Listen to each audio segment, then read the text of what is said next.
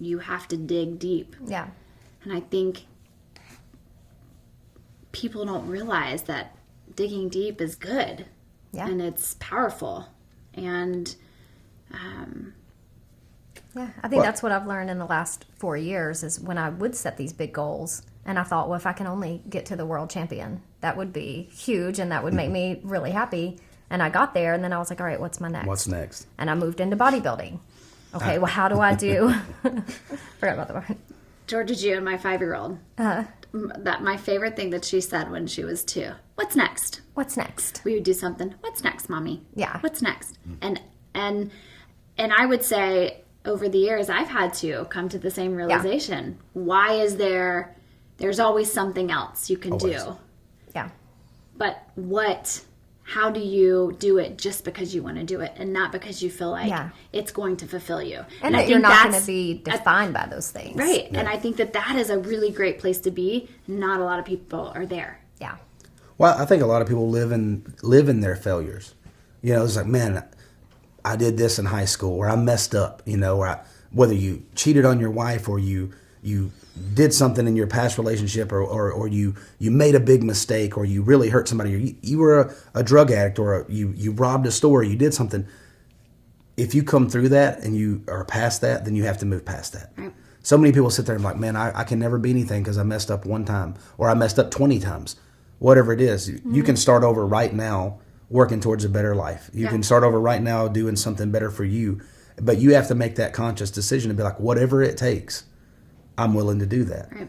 And it doesn't mean that you're not going to have more trials and tribulations. I promise you, you can be the happiest person in the world and there's going to be sad times. Right. You know, and the devil doesn't care. The devil will attack you whenever he can, especially when he knows your weaknesses.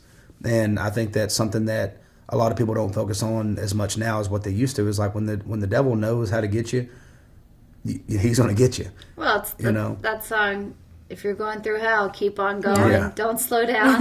No. Don't show it. Don't show if you're scared. And I think he won't, and he'll miss you. I think marriage is the first place the devil wants to get into. Oh, absolutely. Sure. He doesn't want a happy marriage because those people are unstoppable. Powerful. It's powerful. Yeah, powerful. Especially if it's rooted in God. And truly. You know, I've been listening to this song pretty much every day. Is by Zane Williams, I think is his name. It's called Fear is a Liar. Mm-hmm. And that song speaks to me because it's like, so many people fail because they're afraid. So many people fail because they're not willing to even take the chance. Mm-hmm. You know, and I think that fear ultimately causes all that. And that's the devil sitting right there on top of you, you know. So I love that. You know. And this may be totally off topic, but you posted something recently about thinking you were going to be at a certain place by now, and I totally get that too. And you know, we were actually laying in bed last night talking about that, and I thought, you know what? I really thought my life was going to go one way, you know, at one point, but thank God it didn't. God.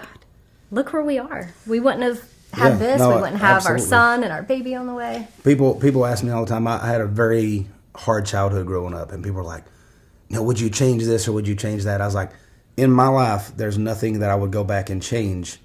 Because I don't know whatever led me to exactly where I'm at right now. I don't know if one little thing could have altered that.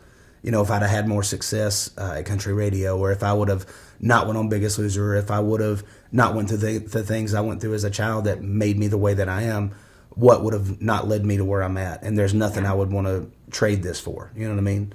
So with my son and our little baby girl on the way and my wife and all that, like. Used to, my only dream was to be a #1 country artist and have, you know, millions and millions of dollars and be able to do whatever I wanted whenever I wanted. And, you know, you think that when you're, you know, young, you think that's the best thing in the world. And then you find a whole different side of, you know, dreams. So I guess some dreams change along the way, you know. But it's interesting because I'm with y'all. The next step or the things that come out of what you thought were going to happen and they didn't, but this is what opened up for you, is the most beautiful place. Yeah. It's fulfilling, it's joyful. Again, I keep using that word, but it's so beautiful.